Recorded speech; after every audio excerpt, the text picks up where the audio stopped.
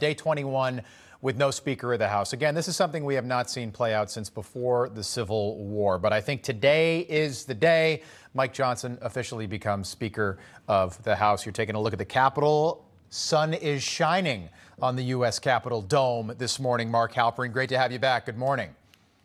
Good morning, Rob. It's been sort of, we've had like 11 straight weekends of rain in the Northeast, and it's been kind of gloomy whenever we would show that Capitol shot. I think today is a new day. Does Mike Johnson have the 217 votes this afternoon when they start voting? Almost definitely, based on the vote yesterday, based on what I'm hearing from folks on the Hill. And if you look at the Twitter feeds of members of the Republican conference across the spectrum, there's clearly a lot of momentum here. Part of it's because he has no enemies. Part of it's because they're exhausted and they know they need a solution. And part of it is he's timed this just right.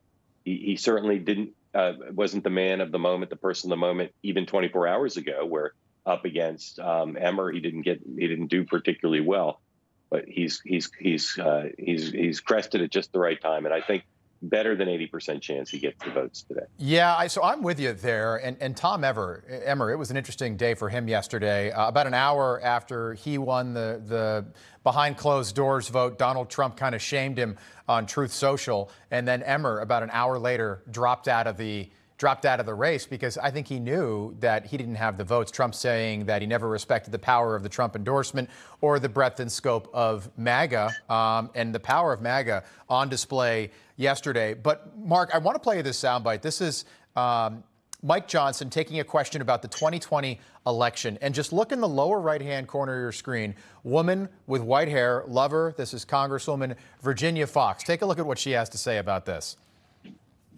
Mr. Johnson, you helped lead the efforts to overturn the 2020 election results. Will you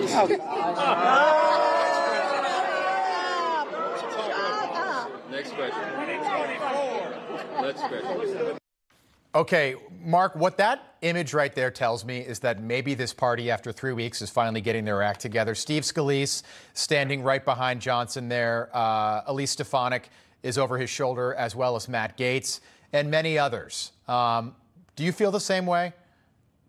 Look, he's got a ton of challenges. We don't have enough time if we spent the rest of the program enumerating them. But one is, look at what he's dealing with now. He's going to, if he does this, he'll be the top-ranking Republican in the House as Speaker.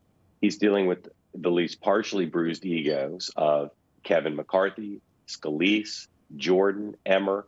He's going to have to figure out how to bring them together. But that little scene you showed there demonstrates that there is already a rallying around him, a belief that they need a healing as a matter of egos and personality, and he's the right guy to do it based on his personality. A lot of people have touted him, including Rick Santorum, as you know, for a long time, because he seems to have the right personality to bring this together. But that's one issue you see there. The other issue you see there is the press, right? The press loved Nancy Pelosi. They almost never gave her tough coverage. They gave her laudatory coverage. McCarthy did okay for a Republican, although he still faced a lot of hostile coverage of the Capitol Hill press corps.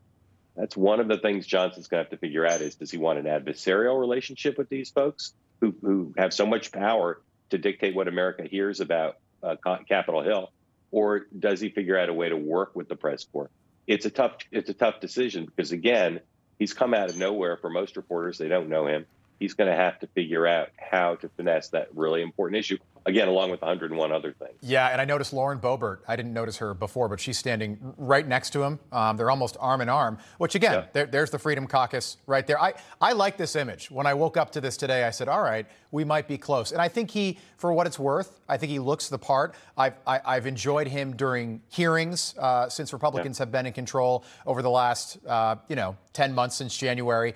He doesn't suffer fools. He's whip smart, former attorney, 51 years old. I think he's the right guy for the right moment. To me, he seems like somebody that could be Speaker of the House for a long time, especially if Republicans keep the majority in a year from now, next November. He's definitely the right guy for the right moment, it would seem, to get the job.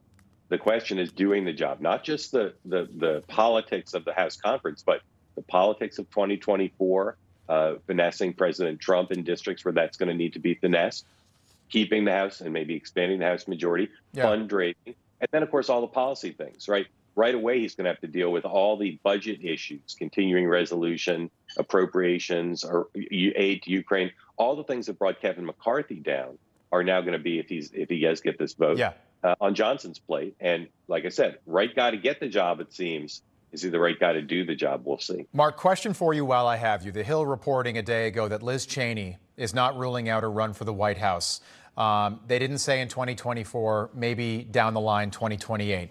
Is there a lane for Liz Cheney, not maybe this cycle, but down the line? I mean, it's hard to see her thriving in the Republican Party. I like to say she's from the Adam Schiff wing of the Republican Party. Could she run as an independent or a Democrat? Perhaps. Hard, though. Hard to run as an independent. And, despite the framing of her career as being in opposition to MAGA and Donald Trump, she's very conservative, too conservative for the Democratic Party. So I don't really see a lane for her, certainly now and probably not down the road, unless she goes through some sort of political change. And I doubt that will happen. She reminds me of Chris Christie.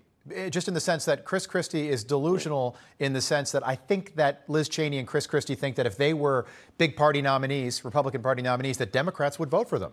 And we all know that that's not going to happen, ever. Yeah. Democrats are going to vote for Democrats. Mark Halperin, we'll leave it there. Your prediction, Mike Johnson is Speaker of the House today. They start voting at noontime in Washington. All eyes will be on that Capitol Rotunda. Good to see you, Mark. Thank you.